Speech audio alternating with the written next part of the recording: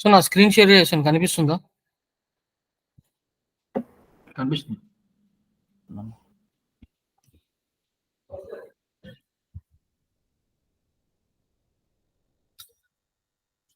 So ఇవాళ యాక్చువల్గా మనం ఐటీజీసీలోనే ఈ టాపిక్స్ డిస్కస్ చేద్దాం అనుకున్నాము.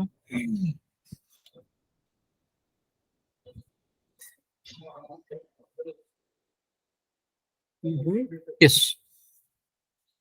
సో యాక్చువల్గా ఏంటంటే మనం last time few days back మనం ఈ టాపిక్ డిస్కస్ చేసాము, అదే మళ్ళీ డిస్కస్ చేస్తున్నాం.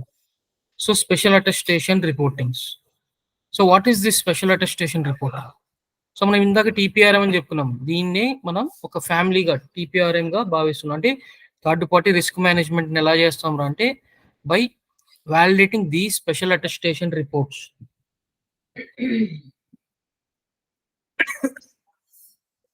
Okay, so what does attestation means in audit? ఏం చెప్తుంది అటెస్టేషన్ అంటే? చూడండి, an attestation is a type of audit where an opinion is provided by an independent third party on subject matter created by a client. So external auditors వస్తున్నారు, మన auditing చేస్తున్నారు, వాళ్ళ opinion provide చేస్తున్నారు కదా, దాన్నే ఇక్కడ అటెస్టేషన్ అంట. Attestation అంటే ఏంటి? సమ్వన్ ఒక గ్రాడ్యుయేట్ పర్సన్తో జనరల్గా మనం ఏం చెప్తున్నాం, మన లోకల్ గవర్నమెంట్స్ దగ్గర అటెస్టేషన్ అంటే వీళ్ళతో చేస్తుంటాం, గెజిటెడ్ ఆఫీసర్స్ దగ్గర చేస్తుంటాం. అంటే దాని అర్థం ఏంటి? ఎస్, మన ఊర్లలో సో మనం ఎక్కడన్నా ఏదైనా అప్లై చేయాలంటే అటెస్టేషన్ రిపోర్ట్ సబ్మిట్ చేయమంటారు. సో అంటే దాని మీనింగ్ ఏంటి ఇక్కడ? అటెస్టేషన్ అంటే వాల్యూ నిజమని అంటే. Yes, exact. సో అదొక ప్రూఫ్ అనమాట. ఎస్, ఇదంతా నిజంగానే జరిగింది, జరుగుతుంది అని చెప్పి. అదే మీరు కాలేజ్ నుంచి బయటికి వచ్చేసినప్పుడు సో మీరు కంపెనీలో సర్టిఫికేట్స్ ఎందుకు ప్రొవైడ్ చేస్తున్నారు? పీసీ మెమో ఎందుకు ఇస్తున్నారు? మార్క్స్ ఉండేది మెమో. పీసీ ఎందుకు ఇస్తారు? Provisional certificate. మనం జెన్యూన్ గా పాస్ అయ్యొచ్చామని. దీన్ని పాస్ అయ్యొచ్చా ఫెయిల్ అయ్యొచ్చా అని కాదు. పీసీ ఏం చెప్తుంది? ఎస్, పీసీ అనేది మీ కంపెనీలో మీ ప్రిన్సిపల్ డైరెక్టర్ ఎవడో ఒకటి సైన్ చేసి ఉంటాడు మీ ప్రొవిజనల్ సర్టిఫికేట్ పైన. So what it indicates? Yes, ఈ క్యాండిడేట్ ఫలానా సాయి కుమార్ శివసాయి అనే క్యాండిడేట్ మా కాలేజీలో చదివాడు, మా స్కూల్లో చదివాడు, ఓకే అని చెప్పేసి అదొక ప్రూఫ్ అనమాట. That's attestation. అటెస్టేషన్ చేయడం అంటే అదే.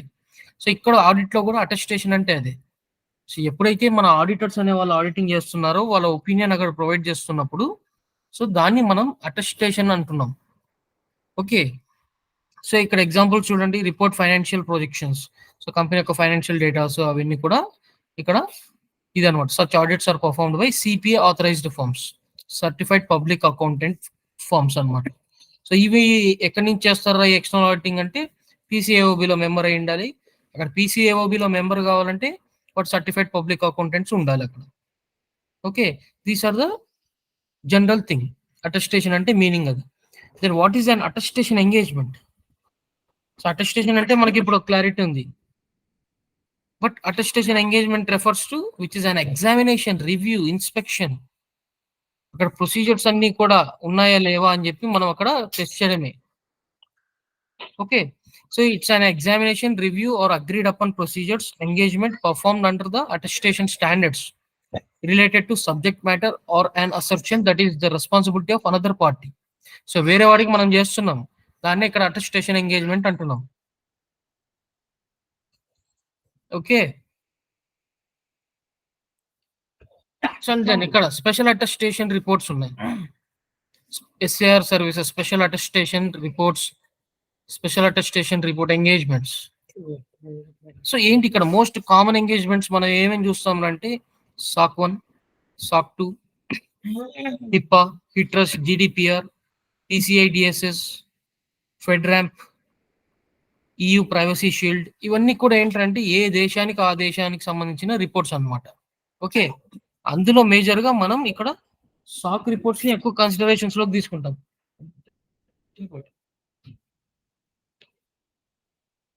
ఓకే, సో ఎందుకు ఇక్కడ స్పెషల్ అటెస్టేషన్ రిపోర్ట్స్ లో మళ్ళీ ఇలా అన్ని రిపోర్ట్స్ ని వ్యాలిడేట్ చేస్తున్నాము అంటే, సో ఈ రిపోర్ట్ సారీ వ్యాలిడేషన్ కాదు, ఇక్కడ ఈ ఎంగేజ్మెంట్స్ అన్ని ఏంటి, మళ్ళీ ఆల్రెడీ సాక్స్ ఆడిట్ చేస్తున్నాం.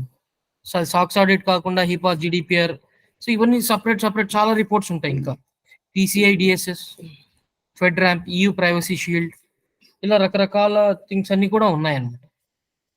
ఓకే, సో ఇక్కడ ఏంటి, ఇక్కడ ఈ రిపోర్ట్స్ అన్ని ఏంటి, ఎందుకు చేస్తున్నాం, ఎలా చేస్తున్నాం అనే దానికి మనం డిస్కస్ చేద్దాం. But these are the most common engagements. ఏ కంపెనీకి వెళ్ళినా కూడా ఇవి అడుగుతూ ఉంటారు. SOC 1, SOC 2, HIPAA, HITRUST, GDPR, PCI DSS, అలాగే FedRAMP, EU privacy shield, EU ప్రైవసీకి సంబంధించిన థింగ్స్, సర్టిఫికేట్స్ కొన్ని ఉండాలి, ISO.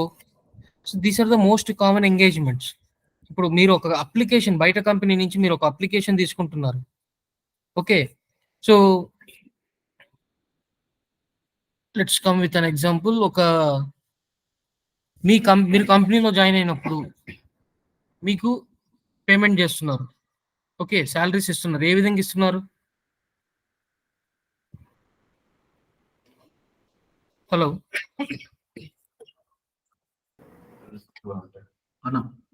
ఎస్, మీరు కంపెనీలో ఆన్ బోర్డ్ అయినప్పుడు మీకు శాలరీస్ పే చేస్తున్నారు. ఏ విధంగా చేస్తున్నారు శాలరీస్?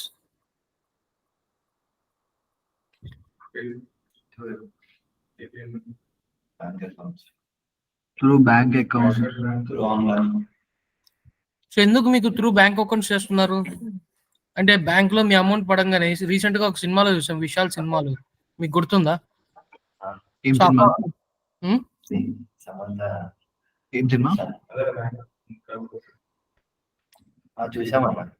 బ్యాంక్ అకౌంట్స్ లో వేస్తున్నారు అంటున్నారు. రీసెంట్ గా విశాల్ ఒక సినిమా వచ్చింది, ఒక 2 years 2.5 years back. So Arjun, Vishal ఉంటాడు. అర్జున్ అందరి డబ్బులు కొట్టేస్తూ ఉంటాడు. గుర్తుందా? మీరు అందరూ చూసింటారు. సో అభిమన్యు మళ్ళీ మన శాలరీ అనేది మన బ్యాంక్ అకౌంట్ వేస్తే అక్కడ దొంగలించట్లేదు అని మీరు ఎలా నమ్ముతారు? అంటే మీకు జరగలేదు కాబట్టి ఓకే ఫైన్ నమ్ముతున్నారు. మీకు జరిగితే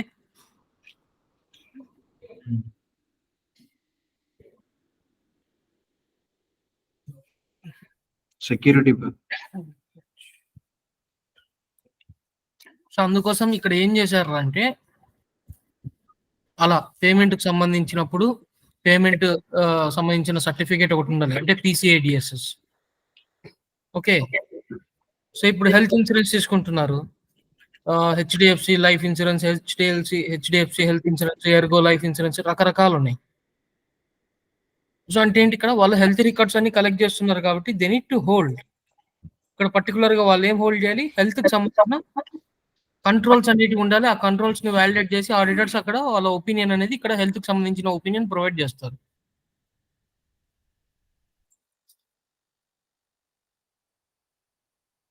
ఓకే, అదే ఇక్కడ హిప్పా అన్నమాట. సో ఇక్కడ ఈ అటెస్టేషన్ రిపోర్ట్స్ ఏంటంటే, స్పెసిఫిక్ గా చెప్పాలంటే, ఆడిటర్స్ అక్కడ ఏ కేటగిరీకి తగ్గట్టుగా ఆ కేటగిరీలో ఆడిటింగ్ అనేది చేసి ఆ రిజల్ట్స్ ని పబ్లిష్ చేస్తున్నారు. ఆ పబ్లిష్ చేస్తున్నప్పుడు వాళ్ళు ఒక రిపోర్ట్ రూపంలో రాస్తున్నారు. They are going to draft a report. ఆ రిపోర్ట్ ని డ్రాఫ్ట్ చేసేటప్పుడు ఏమని చెప్తారు అక్కడ? ఎస్, మేము సోన్సో కంపెనీలో సోన్సో చేసాము, సోన్సో అప్లికేషన్ గురించి చేసాము. అప్లికేషన్ లో సో ఏమేమి కంట్రోల్స్ ఉన్నాయి, అప్లికేషన్ యొక్క పర్పస్ ఏంటి, దాని యొక్క డేటా ఎలా ఉంటుంది, దాని యొక్క రిస్క్ ఎలా ఉంది, సో అప్లికేషన్ లో ఏమేమి కంట్రోల్స్ ఉన్నాయి, సో ఆ కంట్రోల్స్ అన్ని కూడా ఎలా నడుస్తున్నాయని టెస్ట్ చేసాము. ఆ టెస్టింగ్ యొక్క రిజల్ట్స్ అనేవి మేము ఇక్కడ క్లియర్ గా మెన్షన్ చేసాము అని చెప్పడమే ఇక్కడ SOC రిపోర్ట్స్. సో అంటే సెక్యూరిటీ పరంగా, ఇన్ఫర్మేషన్ సెక్యూరిటీకి సంబంధించిన అటెస్టేషన్ రిపోర్ట్స్ ఏంటి, ఇక్కడ SOC రిపోర్ట్స్.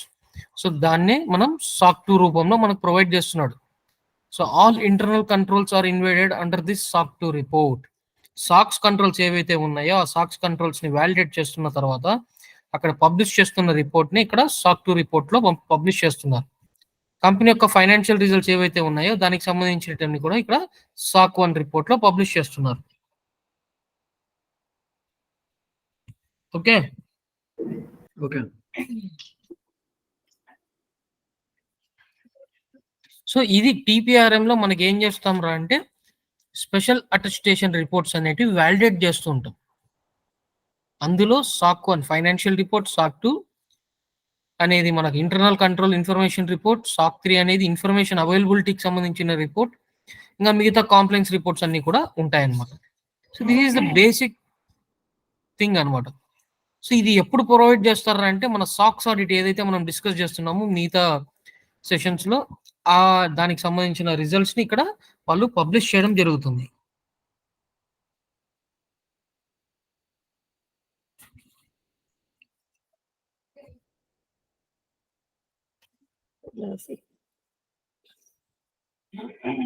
ఓకే, సో అలాగే సో ఇక్కడ ఉన్న థింగ్ ని కూడా మీరు అర్థం చేసుకోవాలి. Who is a vendor, who is user organisation, service organisation అంటే ఏంటి, సబ్ సర్వీస్ ఆర్గనైజేషన్ అంటే ఏంటి, సర్వీస్ ఆడిటర్ ఎవరు, యూజర్ ఆడిటర్ ఎవరు, అలాగే ప్రోడక్ట్ బేస్డ్ ఆర్గనైజేషన్ అంటే ఏంటి, సర్వీస్ బేస్డ్ అంటే ఏంటి అనేది మనం సో వాటితో పాటు ఇవి కూడా చాలా అవసరం. Who is a vendor, vendor అంటే ఎవరు మనకు ఒక డిస్క్రిప్షన్ కూడా ఉంది. So tell me with an example.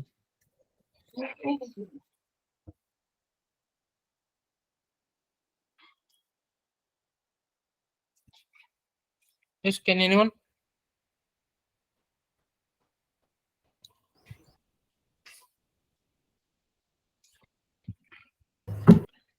For suppose tech Mahindra service provide చేస్తుంది కదా, దానికి సబ్ కాంట్రాక్ట్ గా ఉన్న వాళ్ళకి వెండర్ అంట. బట్ ఇక్కడ క్లియర్ గా ఉంది కదా, ఇందాక నేను చెప్పిన ఎక్స్ప్లెనేషన్ కి ఇక్కడ క్లియర్ గా మ్యాచ్ అవుతుంది. ఓకే, టీమ్స్ అన్న మైక్రోసాఫ్ట్ వెండర్ అనుకోవచ్చా? ఎస్, మైక్రోసాఫ్ట్ వెండర్ అనుకోవచ్చు. ఎవరికి వెండర్?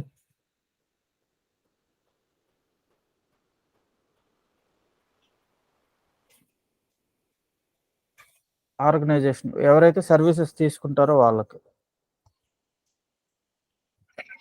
Yes, exactly. సో మన కంపెనీలో మనం అప్లికేషన్స్ వాడుతున్నాం. ఆ అప్లికేషన్స్ మనకి ఎవరు ప్రొవైడ్ చేస్తున్నాడు, వాడు వెండర్ అవుతాడు. ఓకే, అంటే మైక్రోసాఫ్ట్ అనేవాడు వెండర్. ఇక్కడ మనం వాడి అప్లికేషన్స్ మన కంపెనీలో వాడుతున్నాం. TCS లో వాడతారు, టెక్ మహీంద్రాలో వాడతారు, అన్ని కంపెనీస్ లో కూడా ఆ అప్లికేషన్స్ అనేటివి వాడుతున్నారు. So they are vendors. So ఈ వెండర్ రిస్క్ మేనేజ్మెంట్ ని ఎలా చేస్తారంటే ఇక్కడ థర్డ్ పార్టీ రిస్క్ మేనేజ్మెంట్ అంటున్నాం మనం. అర్థమవుతుందా? సో ఇక్కడ క్లియర్ గా ఏం చెప్తుంది, what it represents, who it represents. Third party service providers that do not have a direct financial impact on the user organisation. So మనం వాడి అప్లికేషన్స్ మాత్రమే వాడుతున్నాం, అంతేగాని వాడితో బిజినెస్ చేయట్లేదు. మనం దానికి సంబంధించిన లైసెన్సులకి డబ్బులు ఇస్తున్నాం, మనం వాడుతున్నాం అంతవరకే. ఓకే,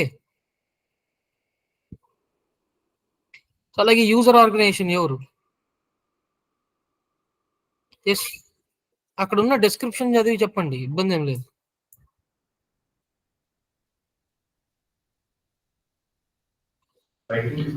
మ్యాన్ పవర్ ప్రొవైడ్ చేస్తారు కదా. సో యూజర్ ఆర్గనైజేషన్ అంటే మ్యాన్ పవర్ ప్రొవైడ్ చేసేవాళ్ళు. బట్ అక్కడ డిస్క్రిప్షన్ ఏం చెప్తుంది చదవండి పక్కన. ఆర్గనైజేషన్ రిసీవ్, ఇప్పుడు ఒక ఆర్గనైజేషన్ కి మ్యాన్ పవర్ అవుట్ సోర్సింగ్ వాళ్ళు ప్రొవైడ్ చేస్తారు అన్నారు. అలా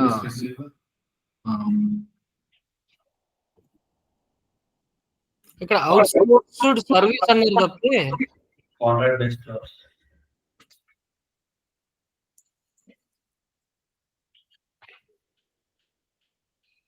ఎస్ అదర్స్.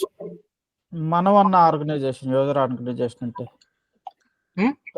ఆర్గనైజేషన్ ఏదైతే సర్వీస్ తీసుకుంటుందో అవుట్ సోర్స్ సర్వీసింగ్, మనం ఐ మీన్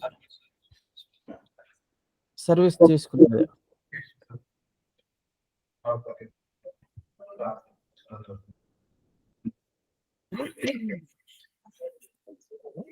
ఎస్, సో అక్కడ సర్వీస్ ఎవరైతే తీసుకుంటున్నారో వాళ్ళు అవుట్ సోర్స్ సర్వీస్. ఓకే, అంటే మన company.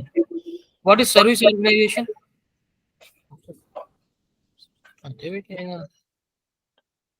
Yes, what is service organisation?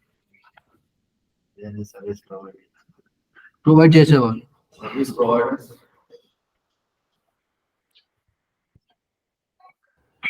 అంటే ఇక్కడ అజూర్ డేటాబేస్ ఇట్లా అంటే మనకి సర్వీస్ ప్రొవైడ్ చేస్తారు, వాళ్ళు చేసే సర్వీస్ మన మీద ఫైనాన్షియల్ ఇంపాక్ట్ ఉండిద్ది అన్న వాళ్ళు.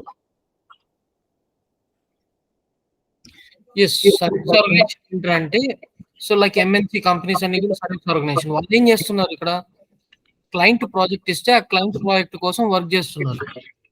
Okay, so here they will have, ఇక్కడ క్లయింట్ ఆర్గనైజేషన్ మీద డైరెక్ట్ ఫైనాన్షియల్ ఇంపాక్ట్ అనేది ఉంటుంది.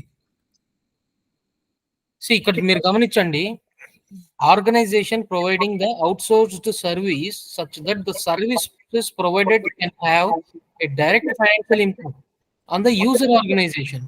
ఇక్కడ యూజర్ ఆర్గనైజేషన్ అంటే ఏంటి, ఒక ప్రోడక్ట్ బేస్ ఆర్గనైజేషన్ అనుకోండి, ఎవరైతే వర్క్ ఇస్తున్నాడో వాడు ఇక్కడ product base organisation. Okay, service base organisation అంటే ఏంటి, ఒక మ్యూట్ ఇక్కడ సర్వీస్ ఆర్గనైజేషన్ అంటే ఏంటి, please go on mute second. Service organisation వాళ్ళకు సర్వీస్ ఎస్, మీకు డిస్టర్బెన్స్ వస్తుంది, మ్యూట్ లోకి వెళ్తారా కొంచెం. ఓకే, సో ఇక్కడ సర్వీస్ ఆర్గనైజేషన్ ఏంటంటే, సో ఇప్పుడు మన టెక్ మహీంద్రాలో ప్రాజెక్ట్స్ ఉంటాయి. AT&T వాడు ఒక ప్రాజెక్ట్ ఇస్తాడు, అలాగే హ్యుందాయ్ వాడు ఇస్తాడు, కియా వాడు ఇస్తాడు, అబాట్ ల్యాబొరేటరీస్ వాడు ఇస్తాడు, సంథింగ్ అప్లికేషన్స్ పైన వర్క్ చేయమని చెప్తాడు. వాడి దగ్గర ఎంప్లాయీస్ లేరు కాబట్టి. సో అంటే ఏంటి, ఇక్కడ ఈ టెక్ మహీంద్రా అనే వాడు సర్వీస్ ప్రొవైడర్ ఇక్కడ ఉన్న హ్యుందాయ్ మోటార్స్ కి వర్క్ చేస్తున్నాడు. అంటే టెక్ మహీంద్రా వాడికి ప్రాజెక్ట్ వస్తున్నాడు, హ్యుందాయ్ వాడు ఇస్తున్నాడు. అంటే టెక్ మహీంద్రా వాడు చేసే పనికి హ్యుందాయ్ వాడు ఫైనాన్షియల్ ఇంపాక్ట్ అనేది ఉంటుంది. వీడు ఏదైనా తప్పులు చేశాడు అనుకోండి పొరపాటున, ఆ నష్టం ఎవరికి వస్తుంది, హ్యుందాయ్ కంపెనీ వాడికి వస్తుంది ఫైనాన్షియల్ ఇంపాక్ట్ అనేది, అంతే కదా. సో ఈ విధంగా అదే ఇక్కడ క్లియర్గా ఉందన్నమాట. Organisation providing the outsourced service such that the services provided can have a direct financial impact on the user organisation. ఇప్పుడు టెక్ మహీంద్రా వాడు ఇక్కడ పొరపాటున అక్కడ డిజైన్ ని వాడు హ్యుందాయ్ వాడు ఒక డిజైన్ చేయమంటే వీడు ఇంకో డిజైన్ చేసి ఉంటాడు. సో అక్కడ ఆల్రెడీ ఇన్ని గంటలకు అని చెప్పేసి డబ్బులు ఇచ్చింటారు, డబ్బులు పే చేస్తుంటారు, బిల్లింగ్ అనేది నడుస్తుంటది. బట్ ఫైనల్ అవుట్పుట్ వచ్చేసరికి ఆ కోడ్ అనేది వర్క్ చేయలేదు, లేదా అక్కడ డిజైన్ అనేది ఫెయిల్ అయిపోయింది. సంథింగ్ ఒక ఆటోమోటివ్ అనుకుందాం, సో డిజైన్ అనేది ఫెయిల్ అయిపోయింది, ఛార్జింగ్ ఆఫ్ చేయాలి మొబైల్. సో డిజైన్ అనేది ఫెయిల్ అయిపోయింది, అప్పుడు ఏమవుతుంది, ఆ నష్టం ఎవరికి. సో ఇక్కడ ఎవరైతే హ్యుందాయ్ వాడు పే చేస్తున్నాడో వాడికి నష్టం అది, ఎందుకంటే వాడే కదా ఇక్కడ ఉన్న బిల్లింగ్ అవర్స్, బడ్జెట్ అవర్స్ అన్ని కూడా పే చేస్తున్నాడు టెక్ మహీంద్రాలో ఉన్న ఎంప్లాయీస్ కి. సో ఫైనాన్షియల్ ఇంపాక్ట్ అనేది టెక్ మహీంద్రా నుంచి అక్కడ హ్యుందాయ్కి డైరెక్ట్ గా ఉంది. సో అది ఇక్కడ క్లియర్ గా చెప్తున్నాడు. అలాగే ఇక్కడ చూడండి, సబ్ సర్వీస్ ఆర్గనైజేషన్ అనేది. సో ఏంటి సబ్ సర్వీస్ ఆర్గనైజేషన్ అంటే, vendors used by the service organisation to provide third party services to the service organisation. ఇక్కడ ఈ టెక్ మహీంద్రాకి ఎవరైతే సర్వీస్ ప్రొవైడ్ చేస్తున్నారో వాళ్ళను సబ్ సర్వీస్ ఆర్గనైజేషన్ అంటున్నాం. అది అప్లికేషన్స్ కావచ్చు, అది మనుషులు కావచ్చు, ఏదైనా కావచ్చు. Vendors used by the service organisation to provide third party services to the service organisation. ఇప్పుడు హ్యుందాయ్ వాడు వీడికి వర్క్ ఇస్తున్నాడు టెక్ మహీంద్రాకు, టెక్ మహీంద్రా వాడు ఎంప్లాయీస్ లేకపోతే సబ్ సర్వీస్ కాంట్రాక్ట్ బేస్ కింద తీసుకుంటాడు, లేదు కొన్ని అప్లికేషన్స్ కావాలి, సో అప్పుడు కూడా సబ్ సర్వీస్ నుంచి తీసుకుంటూ ఉంటాడు అనమాట. ఓకే, సో మీరు ఇక్కడ పక్కన ఉన్న డిస్క్రిప్షన్ చదివారంటే క్లియర్గా ఉంటుంది. అలాగే service auditor, who is service auditor? Auditor performing SOC examination of the service organization's controls. Auditors performing SOC examination of the service organization's controls. అంటే ఏంటిది? సో ఎవరైతే సర్వీస్ ఆర్గనైజేషన్స్ కి ఆడిటింగ్ చేస్తున్నారో వాళ్ళంతా కూడా సర్వీస్ ఆడిటర్స్ అవుతారు. ఓకే, అలాగే user auditor చూడండి, external auditors of the user organisation entity. So మన కంపెనీకి ఆడిటింగ్ జరపాలంటే బయట నుంచి వ్యక్తులు వచ్చి చేస్తున్నారు, వాళ్ళను మనం ఇక్కడ యూజర్ ఆడిటర్ అంటున్నాం, అంటే ఎక్స్టర్నల్ ఆడిటర్స్ అంటున్నాం. ఎక్స్టర్నల్ ఆడిటర్స్ లోనే ఇక్కడ మీరు సర్వీస్ ఆడిటర్ లో కూడా ఎక్స్టర్నల్ ఆడిటర్స్ ఏ ఉంటారు, బోత్ ఆర్ సేమ్. బట్ ఇక్కడ సర్వీస్ ఎవరైతే ప్రొవైడ్ చేస్తున్నారో సర్వీస్ ఆర్గనైజేషన్స్ ఉంటాయో ఆ కంట్రోల్స్ అన్ని రివ్యూ చేస్తున్నాం కదా. సో అంటే క్లయింట్ నుంచి వస్తాడు, వాడిని ఇక్కడ వాడు పంపిస్తున్న ఆడిటర్స్నే ఇక్కడ సో సర్వీస్ ఆడిటర్ అంటున్నారు.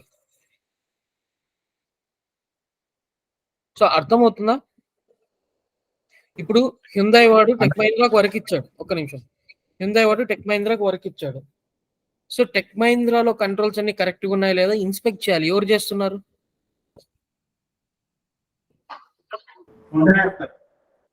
సో హ్యుందాయ్ వాడు ఆడిటర్స్ అనేవాడిని, వాడికి రిప్రజెంటేటివ్ ఆడిటర్స్ ని రెఫర్ చేసుకొని వాడు చెప్తున్నాడు, ఎస్ ఇలా మా క్లయింట్ కు మా వర్క్ పలానా సర్వీస్ ఇండస్ట్రీకి ఇచ్చాను టెక్ మహీంద్రాకి, వాళ్ళ ఆడిటర్స్ అంతా కూడా ఆడిటింగ్ చేశారు, దీస్ ఆర్ ద రిపోర్ట్స్, ఇది ఒకసారి వ్యాలిడేట్ చేయండి అని చెప్పేసి అప్పుడు పాయింట్ ఇన్ టైం ఇన్స్పెక్షన్ కోసం ఫిజికల్ ఆడిట్ అనేది పర్ఫామ్ చేస్తూ ఉంటారు. అలాంటి వాటికి మనం సర్వీస్ ఆడిటర్స్ అంటున్నాం. ఓకే, అదే యూజర్ ఆడిటర్ అయితే మన కంపెనీకి ఎక్స్టర్నల్ ఆడిటర్స్ వచ్చి మన ఆడిటింగ్ అనేది చేస్తారు కదా. యూజర్ ఆర్గనైజేషన్ అంటే ప్రోడక్ట్ బేస్ ఆర్గనైజేషన్. సో వాటిని మనం యూజర్ ఆడిటర్స్ అంటున్నాం.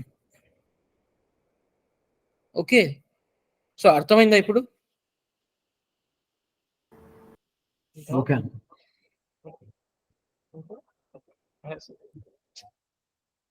Important topic. సో అంత అందరికీ క్లియరా? ఏమైనా డౌట్స్ ఉన్నాయా ఇక్కడ?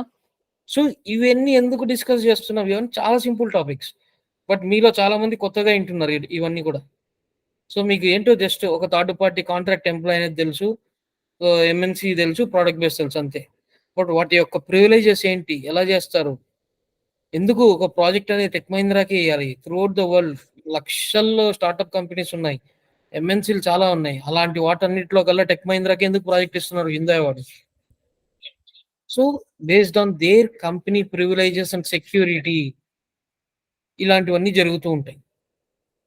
ఓకే, సో ఒక ప్రోడక్ట్ బేస్ ఆర్గనైజేషన్ ఒక సర్వీస్ కి వర్క్ ఇస్తున్నారంటే అక్కడ ఏమేమి చూస్తాడు? సో ఫస్ట్ సెక్యూరిటీ మెజర్స్ చూస్తాడు. Second thing organisation brand reputation చూస్తాడు. థర్డ్ థింగ్ వాడి దగ్గర ఎంప్లాయ్ కౌంట్ చూస్తారు. ఫోర్త్ థింగ్ బిల్లింగ్ అవర్స్ కూడా కన్సిడర్ చేస్తారు. ఈ నాలుగిటిని కన్సిడర్ చేస్తేనే అక్కడ ప్రోడక్ట్ బేస్ నుంచి క్లయింట్ కి వర్క్ అనేది ఇవ్వడం జరుగుతుంది. సర్వీస్ ప్రొవైడర్ కి వర్క్ అనేది ఇవ్వడం జరుగుతుంది. ఓకే, అర్థమైందా? సో ఇప్పుడు can anyone who is a vendor with an example? Yes,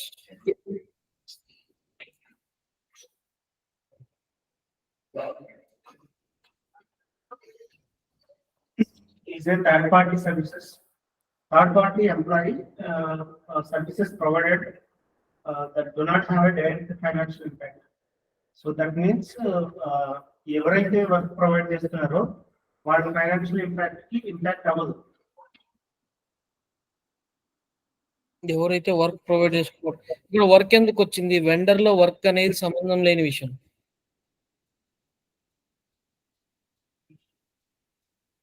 vendor ఏమిస్తున్నాడు? Application ఇస్తున్నాడు. సర్వీస్ ప్రొవైడ్ చేయట్లేదు, అప్లికేషన్ ఇస్తున్నాడు. ఓకే, అంటే ఏంటి? నా దగ్గర ఉన్న అప్లికేషన్ ని మీ కంపెనీలో వాడుకోమని ఇస్తున్నా, దానికి నువ్వు డబ్బు కడుతున్నావు. ఓకే, అంటే సర్వీస్ ప్రొవైడ్ చేస్తున్నాడు, అంతేగాని నీ బిజినెస్ లో ఇన్వాల్వ్ అవ్వట్లేదు కదా. నీకు నచ్చితే అప్లికేషన్ వాడతావు, నచ్చకుంటే వాడవు. ఏమంటారు?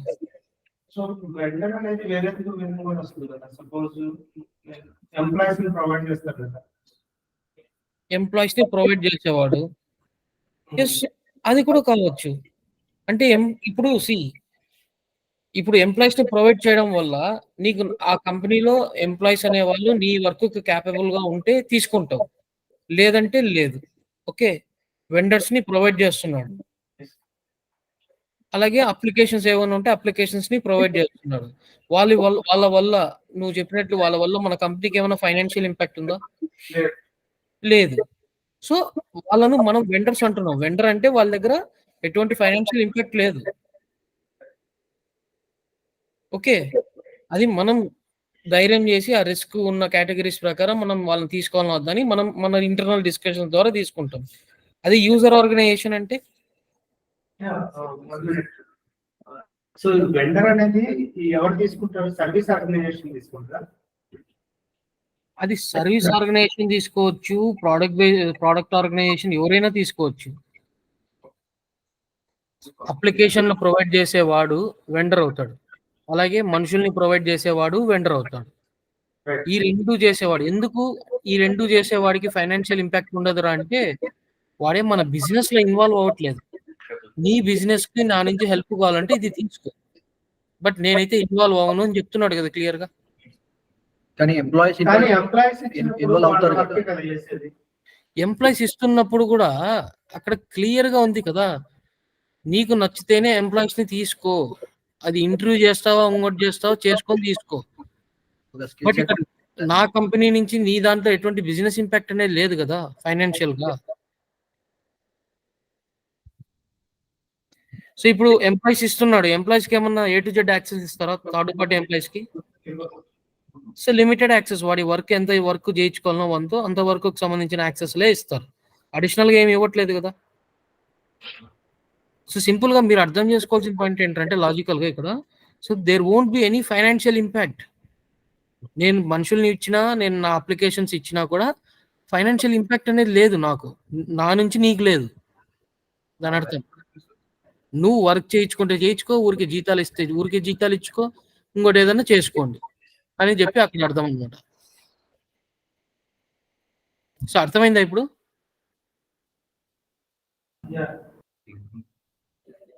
సో దీంట్లో మన ఆడిట్ లో వెండర్ రిస్క్ మేనేజ్మెంట్ అని కూడా సపరేట్ ఉంటుంది.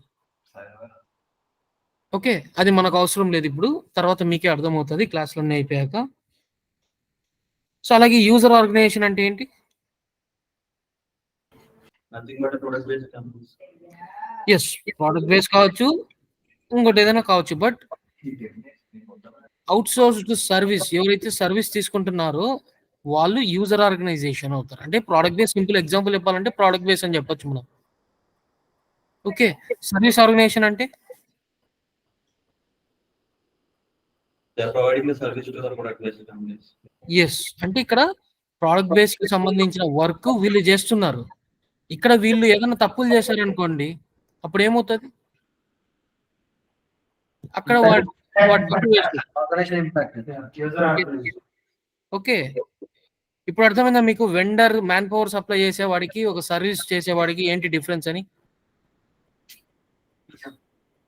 మ్యాన్ పవర్ సప్లై చేస్తున్న వాడు ఓన్లీ మ్యాన్ పవర్ ఇస్తున్నాడు కంపెనీకి, వాడితో వర్క్ చేయించుకుంటావా, ఏ వర్క్ చేయించుకోవాలనేది అది ఇక్కడ లిమిటేషన్స్ అనేటివి చాలా ఉంటాయి. బట్ ఇక్కడ సర్వీస్ ప్రొవైడర్ ఏంటి, మనుషుల్ని పంపట్లేదు, వాడి వర్క్ నే ఇక్కడికి తెచ్చుకొని వీళ్ళ కంపెనీలో చేస్తున్నారు. ఓకే, అలాగే సబ్ సర్వీస్ ఆర్గనైజేషన్ అని ఉంది. ఈ సర్వీస్ ఆర్గనైజేషన్స్ కి కూడా ఎవరైతే సర్వీస్ ప్రొవైడ్ చేస్తారో వాటిని సబ్ సర్వీస్ ఆర్గనైజేషన్ అంటున్నాం. అది అప్లికేషన్స్ కావచ్చు, డేటాబేస్ కి సంబంధించినట్టు కావచ్చు. ఓకే, రకరకాలు ఉంటుంది. అలాగే who is a service auditor అంటే, సో ఎవరైతే ఈ సర్వీస్ ఆర్గనైజేషన్స్ యొక్క కంట్రోల్స్ అన్ని కూడా వ్యాలిడేట్ చేసి అక్కడ రిజల్ట్స్ అనేది పబ్లిష్ చేస్తారో వాళ్ళు సర్వీస్ ఆడిటర్. యూజర్ ఆడిటర్ అంటే మన కంపెనీకి వచ్చి ఆడిటర్స్ ఎవరైతే చేస్తున్నారో ఎక్స్టర్నల్ ఆడిటర్స్, సింపుల్ గా చెప్పండి, వాళ్ళు ఇక్కడ మన ఆర్గనైజేషన్ కి ఆడిటింగ్ చేస్తున్న వాళ్ళని యూజర్ ఆడిటర్స్ అంటున్నాం. అన్న service auditors nothing but internal auditors అవసరం. యూజర్ ఆర్గనైజేషన్ ఏంటండి? Service auditor is nothing but the employee from the user organisation, right? Not exactly అలా డైరెక్ట్ గాని చెప్పలేము. C chosen by user organization, maybe chosen by user organization. వాళ్ళు ఎంచుకుంటారు కదా. Yes, chosen by user auditor. ఎందుకంటే నువ్వు సాక్ report ఇస్తున్నావు, అన్ని బాగుంది, బట్ అక్కడ ఏంటి ప్రూఫ్? నేను వచ్చి నీ కంపెనీలో ఎలా ఉందో కొన్ని చెక్ చేస్తున్నాను. ఓకే, సో అంటే ఇక్కడ ఏంటి, సాక్ ఎగ్జామినేషన్. నువ్వు ప్రొవైడ్ చేస్తున్న సాక్ రిపోర్ట్స్ ని అక్కడ ఎగ్జామిన్ చేయడం అన్నమాట. ఇప్పుడు సర్వీస్ ఆడిటర్ రికమెండేషన్స్ ఇస్తాడా లేదంటే ఒపీనియన్స్ ఇస్తాడా? సర్వీస్ ఆడిటర్ ఒపీనియన్ ఇస్తాడు.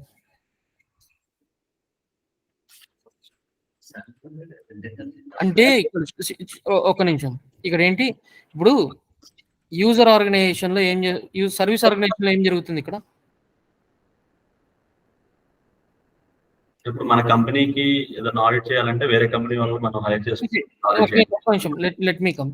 ఈ రెండింటికి డిఫరెన్స్ ఏంటి? యూజర్ ఆర్గనైజేషన్ కి సర్వీస్ ఆర్గనైజేషన్ కి డిఫరెన్స్ ఏంటి?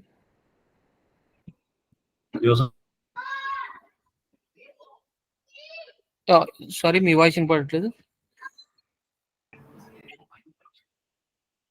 Nothing but product based companies. Okay, service organisation అంటే who are providing the service to the product based companies, providing service to the user organization. yes. So ఇప్పుడు service organisation వాడు తప్పులు చేశాడు అనుకోండి, so ఏం జరుగుతుంది? యూజర్ ఆర్గనైజేషన్ కి financial impact అనేది జరుగుతుంది. సో దీన్ని అవాయిడ్ చేయడం ఎలా అప్పుడు?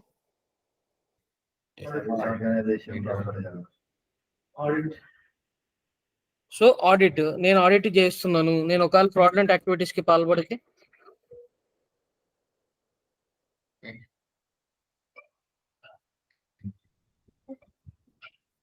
అప్పుడు ఎక్స్టర్నల్ ఆడిట్ కూడా అదే ఎక్స్టర్నల్ ఆడిటర్స్ కూడా ఇక్కడ ఫ్రాడ్లెంట్ యాక్టివిటీస్ కి పాల్పడితే ఏమవుతుంది అంటున్నా. ఎస్ఈసి దగ్గర వాళ్ళ రిపోర్ట్స్ రివ్యూ చేస్తారు కదా. ఎస్సీసీ, ఒకవేళ ఎస్సీసీలో ఇలాంటి ఇష్యూస్ అన్ని ఐడెంటిఫై కాలేదు అట్ దట్ పాయింట్, సో ఎస్సీసీ ఏం చేస్తుంది? అక్కడ కంట్రోల్స్ అన్ని కరెక్ట్ ఉన్నాయో లేదో చెక్ చేస్తుంది. సో ఆ రిపోర్ట్స్ ని వ్యాలిడేట్ చేస్తారు. బట్ ఇక్కడ ఏంటి, ఫిజికల్ ఎగ్జామినేషన్ అనేది పర్ఫామ్ చేస్తారు ఈ యూజర్ ఆడిటర్స్ ఎవరైతే ఉన్నారో. ఓకే, సో యూజర్ ఆర్గనైజేషన్ కి సంబంధించిన ఆడిటర్స్ అంటే ఏంటి ఇక్కడ? The auditor who reports on controls of a service organisation.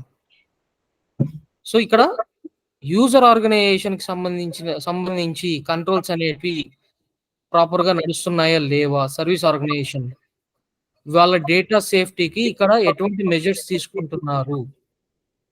మా అప్లికేషన్ మీరు వాడుతున్నారు, ఫర్ ఎగ్జాంపుల్ మైక్రోసాఫ్ట్ అప్లికేషన్ మీరు వాడుతున్నారు, సో వాళ్ళ డేటాకి సంబంధించిన సెక్యూరిటీ మీరు ఎలా మెయింటైన్ చేస్తున్నారు?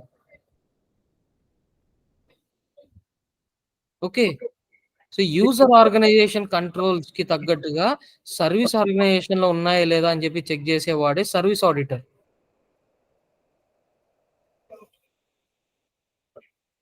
ఓకే, అర్థమైందా ఇప్పుడు?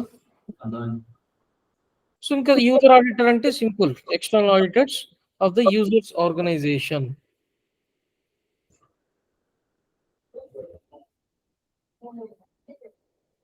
ఓకే, సో ఈ విధంగా మనకు ఉంటుంది అనమాట.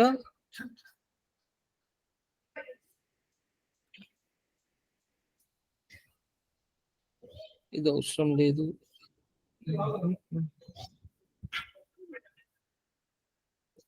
ఓకే, సో అంటే ఇవాళ మాత్రమే ఇద్దరు ముగ్గురు మిస్ అయ్యారా, డైలీ ఇలానే ఉంటుందా? ఈ రోజే అన్న, ఈ రోజు ఒక్కరితోనే అన్న, ఈ రోజు రాలేదు, ఒక రాదు. ఓకే, అంటే ఒక లేడీ కూడా. ఓకే, సో పర్లేదు. సో ఇప్పుడు వరకు ఏమైనా డౌట్స్ ఉన్నాయా? సో ఇవన్నీ కూడా చాలా ఇంపార్టెంట్, ఇవన్నీ మనం చెప్పేది కాదు. సో ఏంటంటే ఇంకా ఇద్దరు మిస్ అయ్యారు కాబట్టి మనం ఇది స్టార్ట్ చేసాం. జనరల్గా అయితే మనకు ఇవన్నీ చెప్పాల్సిన అవసరం లేదు. You need to prepare on your own.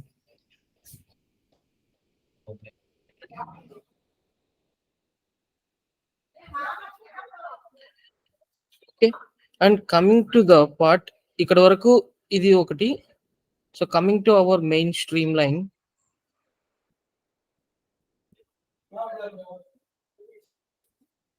So మనం ఇప్పటివరకు ఇంటర్నల్ ఆడిటర్ చూసారు, ఎక్స్టర్నల్ ఆడిటింగ్ చూసారు. సో మిగతా అన్ని ఏరియాస్ ని టచ్ చేస్తూ వచ్చాం మనం. And the second thing was we are going to discuss about our life cycle of an audit. So మన లైఫ్ సైకిల్ ఆఫ్ ఆడిట్ ఏంటి? So at first we need to identify risk. మనం risk మీద work చేస్తాం. So what is a risk, why it is important, so risk అనేది ఏంటి, ఎలా ఉంటుంది, and then ఆ రిస్క్ ని తగ్గించడానికి మనం ఎటువంటి ఎంగేజ్మెంట్ ప్లానింగ్స్ అనేటివి చేస్తున్నాం అంటే control design. and then control testing, and number 4 monitoring. So మనం రిస్క్‌కు సంబంధించి రిస్క్ మీద వర్క్ చేస్తాము. ఆ రిస్క్‌ని ఎలా తగ్గించాలని చెప్పేసి కంట్రోల్ డిజైన్ చేస్తాము. ఆ డిజైన్ చేసిన తర్వాత ఆ కంట్రోల్ ఎలా వర్క్ అవుతుంది అని చెప్పేసి ఇక్కడ కంట్రోల్ టెస్టింగ్ అనేది చేస్తున్నాం. అండ్ దెన్ మానిటరింగ్, ఆ కంట్రోల్ అనేది సో ఈ ఫేసెస్ అన్ని కూడా ఎలా నడుస్తున్నాయి అని చెప్పేసి మానిటర్ చేస్తూ ఉంటారు. Okay.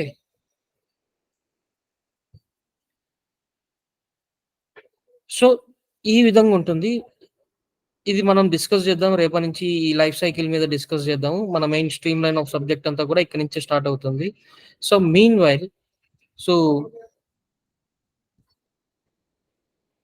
I have another question. So అదేంటంటే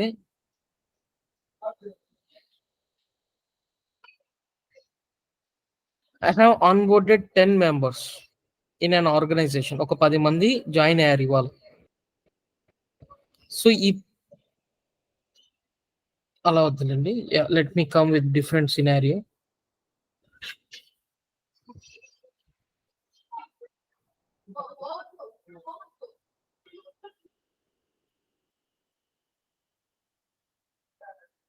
ఎస్. సో పాత బ్యాచ్‌లో విన్న వాళ్ళు కాకుండా కొత్త వాళ్ళు ఆన్సర్ చేయడానికి ట్రై చేయండి. అంటే ఇంటర్నల్ డిస్కషన్స్ కూడా పెట్టుకోకండి. సో ఒక ఎంప్లాయీని హైర్ చేసుకునే యాక్సెస్ నాకు ఇచ్చారు. Okay. I have ఆన్‌బోర్డెడ్ N employee. మా బ్రదరే అనుకుందాం. మా బ్రదర్‌ని నేను మా కంపెనీలో తీసుకున్నాను. Okay. So after at the initial stage వాడి ప్యాకేజ్ వచ్చేసి నేను 3 లాక్స్ ఇచ్చాను. ఒక 2 మంత్స్ తర్వాత నేను వాడి ప్యాకేజ్‌ని 30 లాక్స్ చేస్తే మీకేమన్నా ప్రాబ్లమ్ ఉంటుందా? మీకు ఇన్ ద సెన్స్ కంపెనీకి.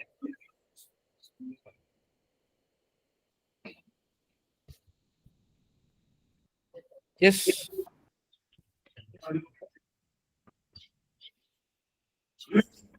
అది మిడిల్‌లో హైక్ చేయడానికి ఉంటుంది కదా. సాలరీ హైక్ అనేది ఉంటుంది కదా every year. So every year ఆ సాలరీ హైక్ అవన్నీ పక్కన పెడితే సో మై క్వెషన్ వాస్ నేను ఒక ఎంప్లాయీని హైర్ చేసుకున్నాను. అది మా బ్రదరే ఇంకోరు ఎవరైనా కావచ్చు. హైర్ చేసుకున్న తర్వాత వాడి ప్యాకేజ్‌ని నేను ఆబ్వియస్‌లీ 2 మంత్స్‌లో 3 లాక్స్ నుంచి 30 లాక్స్ చేశాను. Will it be risk to the organization or not? అవునన్నా రిస్కే అన్న. ఏ విధంగా రిస్క్ అది? అంటే ఫైనాన్షియల్ గాను అనాథరైజ్డ్ గా సాలరీ పెంచడం. ఐ మీన్ ఫైనాన్షియల్ గా గాను అనాథరైజ్డ్ గా సాలరీ పెంచడం. ఓకే, పెంచుతున్నా. దానివల్ల ఏంటి ఇష్యూ ఏంటి? వాడిలో వర్క్ ఉంది, చేస్తున్నాడు. అన్‌క్వాలిఫైడ్ ఎంప్లాయీకి they are giving the more salary. So ఇక్కడ మీకు పెంచడానికి రైట్ ఉందో లేదా, యాక్సెస్ ఉందో లేదా? ఉంటేనే కదా నేను పెంచుతున్నాను. హైర్ చేస్తే ఇంక్రిమెంట్ ఇచ్చే ఛాన్స్ ఉందా? ఏంటండి? హైర్ చేసిన వాళ్ళకి ఇంక్రిమెంట్ ఇచ్చే ఛాన్స్ ఉందా లేదా? ఎస్, అలా తీసుకున్నా కూడా హైర్ చేస్తున్నప్పుడే కదా ఇంక్రిమెంట్ ఇస్తున్నాము.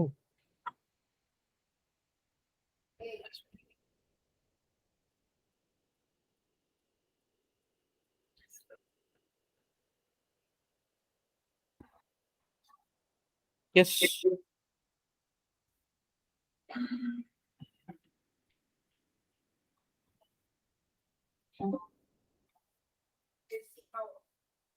సో ఇక్కడ రిస్క్ టు ద ఆర్గనైజేషన్. ఎందుకంటే ఒక వ్యక్తికే మనం హైర్ చేసుకొని వాడి ప్యాకేజ్‌ని ఇచ్చి వాడి ప్యాకేజ్‌ని పెంచే రైట్స్ కూడా ఇచ్చామంటే దీన్ని కంట్రోల్ చేయలేం. మన ఆర్గనైజేషన్‌లో కంట్రోల్ అనేది ఉండదు. ఎవడికి పడితే వాడు ప్యాకేజీలు ఇచ్చుకోవడం, ఎవడికి పడితే వాడు ఇవి చేసుకోవచ్చు అలాంటి కేసెస్. అవునా? సో దీన్ని అవాయిడ్ చేయడం ఏంటంటే ఇక్కడ ప్రతి ఒక్క కంపెనీలో a user should have only one compatible duty. Compatible duty అంటే ఏంటి? ఇక్కడ ఇలాంటి కేసెస్ ని మనం కంపాటిబుల్ డ్యూటీ అంటున్నాం. సో ఒక యూజర్ ప్యాకేజ్ ని పెంచేదానికి రైట్స్ అనేటివి ఉండకూడదు. సో ఫైనాన్షియల్ గా ఏదైతే ఇంపాక్ట్ అనేది ఉంటుందో కంపెనీకి, వాటిని మనం కంపాటబుల్ డ్యూటీ అంటున్నాం. సో ఒక యూజర్ కి ఒక కంపాటబుల్ డ్యూటీ మాత్రమే ఉండాలి, 2 లేదా అంతకంటే ఎక్కువ కంపాటబుల్ డ్యూటీస్ అనేటివి ఉండకూడదు. సో ఇక్కడ మనం ఇందాక డిస్కస్ చేసిన టాపిక్ లో 2 అంతకంటే ఎక్కువ కంపాటబుల్ డ్యూటీస్ ఏమేమి ఉన్నాయి? ఎస్, హైర్ చేసుకున్నాడు, ఇంక్రిమెంట్ ఎస్ హైర్ చేసుకున్నాడు, ప్లస్ వాడి ప్యాకేజ్ ని వాడే ఇక్కడ ప్రొవైడ్ చేసుకోవడం జరుగుతుంది. అవునా? సో ఇక్కడ వీటినే మనం కంపాటబుల్ డ్యూటీస్ అంటున్నాం. సో ఇలాంటివి ఉండకూడదు. మన సాక్స్ లో మనం ఎక్కువ మేజర్ గా చూస్తున్న థింగ్స్ ఏంటంటే, సో ఇలాంటి ఇన్కంపాటబుల్ డ్యూటీస్ అనేటివి మనం ఐడెంటిఫై చేసి దాన్ని ఎప్పటికప్పుడు మనం క్లియర్ చేస్తూ ఉండాలి. ఓకే, అర్థమైందా ఇప్పుడు? సో దాన్నే ఇక్కడ మనం సాక్స్ లో ఎక్కువ శాతం సెగ్రిగేషన్ ఆఫ్ డ్యూటీస్ అనేసి చెక్ చేస్తూ ఉంటాం. ఓకే, పర్లేదు, దీని గురించి మనం రేపు క్లియర్ గా మాట్లాడుకుందాం ఇంకా. So far any queries?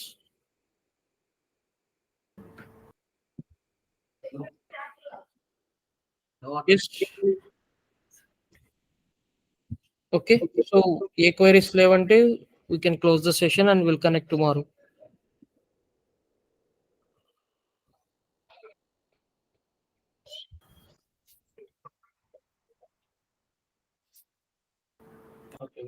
Okay అన్న, థ్యాంక్స్.